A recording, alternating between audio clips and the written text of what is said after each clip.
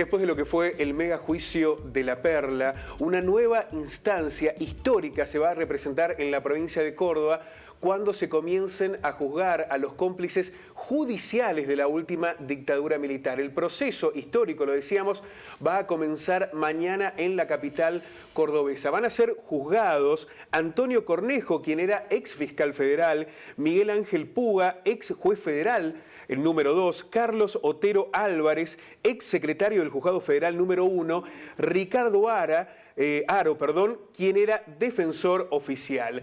Graciela Bauduco es familiar de Raúl Bauduco, desaparecido durante la última dictadura militar, y es uno de los casos testigos para quienes enfrentan ahora el banquillo de los acusados en esta instancia clave, lo decíamos, de la última dictadura. Graciela, ¿cómo te va? Buenas tardes. Muchísimas gracias por estar. No, por favor, gracias a ustedes. Imagino que mucha ansiedad, mucha expectativa. Es un juicio que se ha dilatado en muchas instancias. En algún momento se pensó hasta que podía formar parte del mega juicio de La Perla, pero finalmente van a estar sentados allí en el banquillo los principales acusados. Sí, la cuestión es que han pasado tantos años que la justicia, cuando es tan lenta, casi no es justicia, porque en realidad mi primo Paquín tendría ahora 70 años, o sea que murieron sus padres, murieron muchos de sus amigos, de su generación y demás. Recién después de tanto tiempo la justicia se expide. Entonces eso es lo que significa una situación totalmente poco feliz y poco justa, porque esto tendría que haberse solucionado hace mucho tiempo, por lo menos para que la gente viera que la justicia en realidad accionaba en casos como estos, con crímenes que son prácticamente de lesa humanidad. Incluso han fallecido o no están en condiciones psiquiátricas de poder enfrentar un juicio algunos de los responsables judiciales de aquella instancia. Exacto, ¿no? exacto. Ha pasado tanto tiempo que es totalmente, no digo que sea inefectivo, pero la justicia en un país que quiere realmente progresar tiene que ser efectiva, independiente, y que se sepa que el que comete un delito tiene su castigo correspondiente, porque el castigo va a llegar prácticamente a ancianos. Los culpables son también ancianos y bueno, ahí se diluye. Graciela, ¿ustedes como familiares han podido aportar datos para las denuncias que configuren parte de las pruebas en esta instancia? Sí, se han incorporado todo el poco material que uno podía tener. O sea que yo en realidad soy prima hermana. El hijo y familiares directos, la esposa, han aportado todo el material que podían tener. Y en el caso específico de ustedes, ¿se trata de denuncias que fueron omitidas, de reclamos que no fueron escuchados? Puntualmente, ¿qué es lo que pudieron aportar? Y bueno, lo que medianamente teníamos de conocimiento, por ejemplo, mi padre fue quien recorrió las morgues de Córdoba hasta lograr rescatar el cuerpo, digamos, para darle un entierro decente, y es lo que él aportó, pero todo esto se fue dilatando y dilatando por cuestiones de conveniencias políticas o distintos tipos de circunstancias, y llega un momento que medio que se diluye. Así que bueno, esperemos que ahora realmente se haga justicia. Graciela, estos personajes de la justicia llegan acusados al banquillo de los acusados precisamente porque quisieron darle como una instrumentación legal a lo que estaba haciendo la represión, ¿no? Referenciando de alguna manera lo que los jerarcas, los torturadores, los represores estaban realizando. Era una convalidación judicial de lo que estaba sucediendo, ¿no? Exactamente, o sea que había toda una red de compromisos y una red de silencios que hacen que las causas realmente lleguen a un momento en que se aletargan y que nunca se sabe qué es lo que pasa o cómo se van a solucionar o cómo se van a juzgar a los culpables. Por el tipo de imputación probablemente quedan en libertad. Sí. De todas maneras va a marcar una referencia fundamental, que no fueron solo los militares quienes produjeron este genocidio, sino que hubo validadores y cómplices en las estructuras civiles, eclesiásticas, empresariales y también en las judiciales, ¿no? Exactamente, hubo un pacto de silencio, yo no sé si por conveniencia política o por gran cobardía, y que todavía la justicia sigue actuando de la misma manera cuando acalla fallos o que dilata causas que tendría la gente está esperando que de alguna manera se expidan. Llega tarde, usted lo decía recién, este proceso judicial, pero de todas maneras significa un proceso para civiles. ¿Cuál cree usted que puede ser el resultado? Porque no hay que olvidarse que son colegas que van a estar juzgando a colegas, ¿no? Es de esperar que la justicia sea absolutamente imparcial, sea quien sea el que comete un delito que está tipificado y bueno, tiene que pagar de alguna forma, bueno, sea quien sea. Esta imparcialidad, Graciela, ha sido garantizada en todos los procesos, porque incluso a pesar de las víctimas, hubo muchos acusados que terminaron absueltos en estos procesos. Se les dio la garantía que ellos negaron a sus víctimas. Han sido instancias judiciales en este sentido realmente ejemplares, ¿no? Sí, pero también hay muchos implicados, es decir, es la teoría de los dos demonios, o sea que la balanza no fue a lo mejor totalmente imparcial como se inclinó, porque también hay muchos culpables de asesinatos en masa y demás que siguen en libertad, incluso que están algunos postulándose como candidatos para cargos políticos para las próximas elecciones.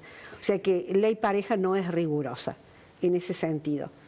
O sea que no se puede tampoco, en pos de un lema o de un ideal que es la teoría de los dos demonios, cometer atentados, actos de terrorismo, secuestros de un lado y del otro. Y bueno, yo puedo hablar con conocimiento porque fui de la generación que realmente lo vivimos en carne propia. Estela de Carlotto señalaba en el último juicio, el de La Perla, que de alguna manera representó el nunca más para Córdoba, ese megajuicio por lo que había acontecido en el centro clandestino. ¿Cree que aquella instancia habilitó nuevos procesos que fortaleció la búsqueda de justicia, o usted tiene el temor que los cambios políticos, sociales vayan diluyendo esa impronta que había generado lo de La Perla? Creo que fue un puntapié, o sea, fue un comienzo, pero el problema es que con el tiempo, si no se siguen algunas acciones, eso se va diluyendo.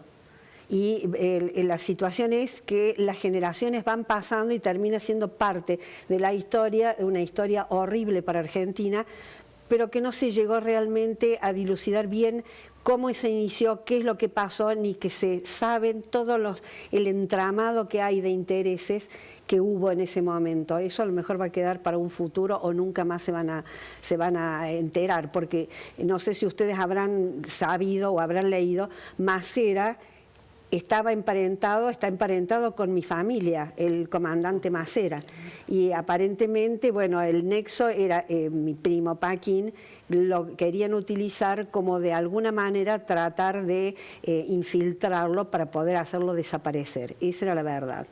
Y bueno, y eso no se sabe. Y Macera a su vez tenía relaciones o estaba tratando de hacer una especie de alianza cívico-militar, el presidente y Isabel Perón sería de vice. Y que había con los montoneros, había también unas relaciones ahí de intereses comunes. O sea que no era todo el lirismo de la defensa de la libertad y demás, sino que había muchísimos intereses comunes económicos. ¿Cree, Graciela, que este juicio va a ser un disparador para próximos juicios que sienten en el banquillo también a responsables de la justicia de otras provincias o de otros ámbitos? Sí, espero que sí. Espero que sí. ¿Cuáles otras instancias cree usted que deberían ser juzgadas entre los civiles? Y bueno, los civiles que miraron para otro lado, que no denunciaron lo que sabían, que no colaboraron, no ayudaron para tratar de que la situación política llegara a un punto de cierto equilibrio y no llegara a lo que se llegó. O sea que hubo como que todo el mundo trató de mirar para otro lado y dejar que las cosas fueran sucediendo como venían sucediendo. Y fue realmente terrible, porque el terrorismo de Estado, con toda la capacidad que tenían bélica y demás, y el pueblo estaba inerme, porque era realmente el pueblo, el ciudadano civil y estaba entre medio de una confrontación que había nacido dentro del mismo peronismo, o sea, de la izquierda contra la derecha. Y el ciudadano no sabía de qué lado venían las bombas ni de dónde venían las balas. O sea que fue una situación muy complicada. Graciela, cuando uno ve entre los imputados aparece un ex fiscal, un ex juez, un ex secretario del juzgado, un ex defensor oficial, es decir, que había una precisa articulación por parte de la dictadura militar para tener también en la justicia los instrumentos para intentar validar lo que era una verdadera masacre, ¿no? Seguro, seguro. Era toda una red de complicidades. Y el ciudadano común que le desaparecía un hijo, que no sabía que había, no tenía a dónde recurrir, porque incluso los pocos abogados que se animaban a presentar habeas corpus, después le ponían bombas en la casa. O le hacían desaparecer un familiar. ¿A quién golpear una puerta cuando todos están formando parte de ese núcleo? Terrible, ¿no? Y que no se sabía quiénes. O sea que todo el mundo miraba para otro lado, una situación muy, muy difícil. Esperemos que nunca más tengamos que pasarla. Así es. ¿Va a estar presente en el proceso? ¿Quiere estar o...? No creo, no, realmente. Debe ser muy difícil enfrentar a esos personajes, sí, ¿no? Es bastante complicado, así que es una situación que es como volver de nuevo a revolver viejas heridas. Igualmente, como usted lo señala, ojalá que esto termine fundamentando el nunca más. Seguro, y que la justicia tiene que ser totalmente imparcial e independiente de cualquier otro tipo de poder. El Poder Judicial tiene que estar por encima y por fuera del Legislativo y el Ejecutivo. Sí. Graciela, muchísimas gracias. No, gracias Ojalá que ustedes. encuentren esa respuesta de justicia Graciela. después de tantos años. Esperemos.